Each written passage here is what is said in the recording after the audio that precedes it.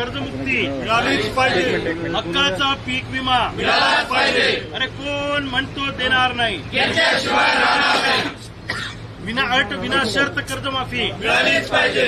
फसवी कर्जमाफी मान्य नाही. मान्य नाही, मान्य नाही, फसवी कर्जमाफी मान्य नाही. मान्य नाही, मान्य नाही. सरसकट कर्जमुक्ती मिळालीच पाहिजे. हक्काचा पीक विमा मिळालाच पाहिजे.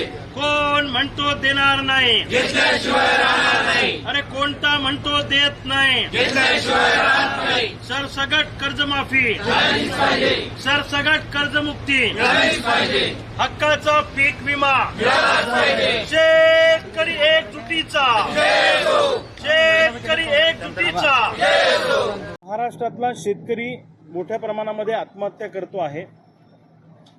सरकारनं सांगितलं होतं की आम्ही महाराष्ट्रातला शेतकरी सरसकट कर्जमुक्त करू, सातबारा कोरा करू, आणि 1.5 वर्ष उलटून गेलं, 1.25 वर्ष झाले तरी हे कर्जमाफी द्यायला तयार नाही.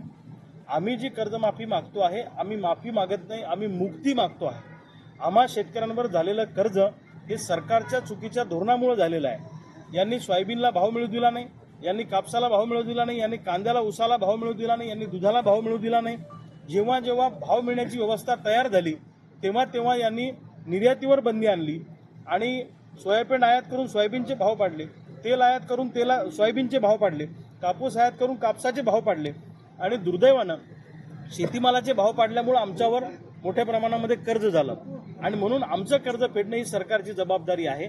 आणि सरकारनं आता आम्ही शेतकरी नेत्यांनी आंदोलन केलं नागपुरात, तेव्हा आम्हाला आश्वासन दिलं होतं की आम्ही 30 जूनपर्यंत कर्जमाफी देऊ.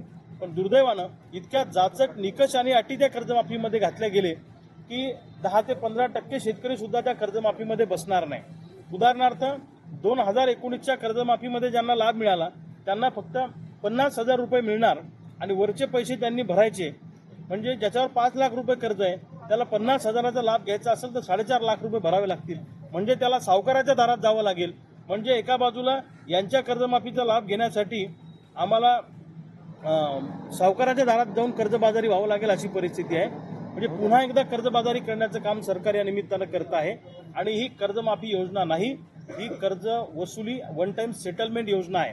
म्हणून आजपासनं मी आज घोषणा करतो महाराष्ट्रासमोर आणि सरकारलाही सांगतो की जोपर्यंत सरसगट कर्जमुक्ती होत नाही, विना अट विना निकष कर्जमुक्ती होत नाही आणि आम्हा शेतकऱ्यांना हक्काचा पीक विमा मिळत नाही, तोपर्यंत मी अन्नाचा एक कणही खाणार नाही.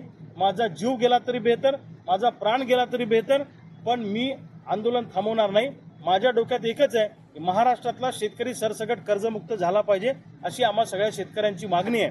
मी महाराष्ट्रातल्या तमाम शेतकऱ्यांना आवाहन करतो की मी बुलढाण्यामध्ये माझ्या निवासस्थानासमोर आजपासून अन्नत्याग आंदोलनाला सुरुवात केलेली आहे. अनेक दिवसापासून आम्ही सगळे कार्यकर्ते रस्त्यावर उतरून आंदोलनं करतोय, पण सरकारवर त्याचा परिणाम होत नाही.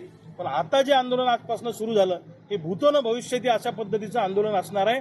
एक तर सरकार जाईल, नाही तर आम्ही शेतकरी राहू. आर या पारची लढाई आता इथून पुढे करायची आहे. कर्जमुक्ती घेतल्याशिवाय थांबायचं नाही, या निर्धारानं आज आम्ही या ठिकाणी बसलेलो आहे.